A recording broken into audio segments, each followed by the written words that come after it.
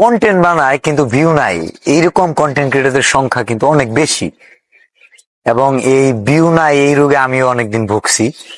তো এখন আমি জানি যে কেন ভিডিও ভিউ হয়, কেন হয় না, তখন কি সমস্যা ছিল। মানে এমন না যে এখন ভাইরাল হয়েছি বা ফেমাস হয়েছি যে এখন ভিউ আছে। আচ্ছা, ভিউটা যখন নতুন নতুন হয়েছে তখন তো ভাইরাল ছিলাম না। ওই নতুন নতুন কিভাবে হয়েছে বা তখন খুব আগের থেকে কেন হয় নাই, তো এখন পুরো বিষয়টাই জানি, কারণ শর্টকাটে আগাই নেই। তো তো অনেকে জানে না যে কি কি কারণে ভিউ কম হয়। আপাতত মানে বেসিক যেটা, যে কারণে আসলে ভিউ কম হয়, এই কারণগুলো আমি একটা ভিডিওতে বলেছিলাম পেজ গাইডলাইনের, আজকে আবার বলে দিচ্ছি। একটা কন্টেন্টের তিনটা পার্ট থাকে: video resolution, sound quality, and হচ্ছে কন্টেন্ট, মানে যেটা আপনি বুদ্ধি খাটিয়ে মাথা খাটিয়ে আপনি কি করবেন, কি দেখাবেন।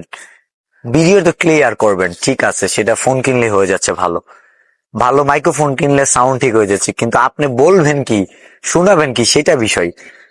তো দুইটা জিনিস সহজেই পরিবর্তন করা যায় জাস্ট টাকা হইলে, মাইক্রোফোন আর হচ্ছে গিয়া এই ডিভাইস, মানে সাউন্ড কোয়ালিটি আর ভিডিও রেজুলেশন।